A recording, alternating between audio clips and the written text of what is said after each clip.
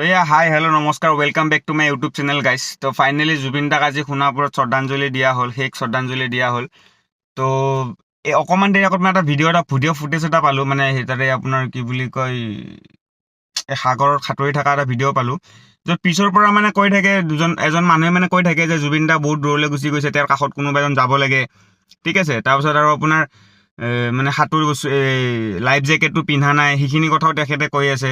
কিন্তু তেওঁৰ যে মেনেজাৰটো আছে, যাৰ মানে মেইন দায়িত্বটো থাকিব লাগে, যে যাৰ কুকুৰ হয়, মানে একদম সঁচা কথা ক'ব যাই আছোঁ, এতিয়া মই যদি এটা কুকুৰ পুহিছোঁ, তো কুকুৰটো সদায় মোৰ বাফাদাৰী কৰিব লাগিব ন। তো এই সিদ্ধাৰ্থ শৰ্মা নামৰ এই কুকুৰজনৰ কি কৰিছে, যেতিয়া পিছৰ পৰা মানুহজনে কৈ থাকে যে আপোনাৰ জুবিন দা অকণমান বেছি দূৰলৈ গুচি গৈছে, লাইফ জেকেট পিন্ধা নাই, তাৰপিছত মই ভিডিঅ'টো বাৰু আপোনালোকক আপলোড কৰি আছোঁ, চাই ল'ব, আপোনালোকে ওপৰত স্ক্ৰীণত দি দিম, আপোনালোকে চাই ল'ব। এই চোৰৰ বাচ্চাজনে কি কৰে, ই হাত দি কিনে দেখাই দিয়ে যে নাযাব, মানে যাব নালাগে। তো মানে তাৰ পৰা আমি কি বুজিব পাৰিছোঁ, সি মেনেজাৰ নহয়, সি মেনেজাৰৰ নামত এজন জুবিন দাক তিলকে মাৰা এজন ব্যক্তি। জুবিন দা যে আজি আমাৰ মাজত নোহোৱা হ'ল একমাত্ৰ সিদ্ধাৰ্থ শৰ্মাৰ কাৰণে। ৰাইজ, আপোনালোকে ভিডিঅ'টো চাওক আৰু তাক যিমান সম্পত্তি থাকক, যি থাকক, তাক এনেকুৱা শাস্তি পাব লাগে। সি আমাৰ অসমীয়াৰ মাজৰ পৰা যে জুবিন দাক আমাৰ মাজৰ পৰা কাঢ়ি নিছে ন, তাৰ শাস্তি সি পাব লাগে। আপোনালোকে ভিডিঅ'ত চাওক, সি হাত কেনেকৈ দেখাইছে, যাব নালাগে, মানে মৰিলে মৰক, যাব নালাগে, মানে ঠিক আছে। তো আপোনালোকে চাওক, ভিডিঅ'টো মই দি আছোঁ।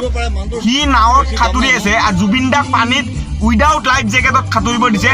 যেতিয়া কোনোবা এজন ব্যক্তিয়ে কৈছে তেওঁৰ ওচৰত যোৱা, তেওঁক লৈ আনা, ঠিক আছে। তাৰ পিছতো ই কি কৰিছে, যাব নালাগে, হাত দি কিনে ৰখাই দেখাইছে, মানে তই কোনো যাব নালাগে, সাঁতুৰিব দিয়ে, মানে ঠিক আছে। তো গাইজ, যিমান পাৰে ভিডিঅ'টো শ্বেয়াৰ কৰক, আৰু এই চোৰৰ বাচ্চাজনক, কুকুৰৰ পোৱালিটোক নিশ্চয় ফাঁচি পাবই লাগিব, আৰু পাব লাগিবই। গাইজ, ইমান শ্বেয়াৰ কৰক ভিডিঅ'টো, যেন ই শাস্তি পাবই লাগে। গাইজ, তো থেংক ইউ। জয় অসম, জয় জুবিন দা। জুবিন দাৰ কাৰণে জাষ্টিচ কি ক'ম আৰু, মানে আমাৰ মাজৰ পৰা আমাক কাঢ়ি কিনে লৈ গ'ল।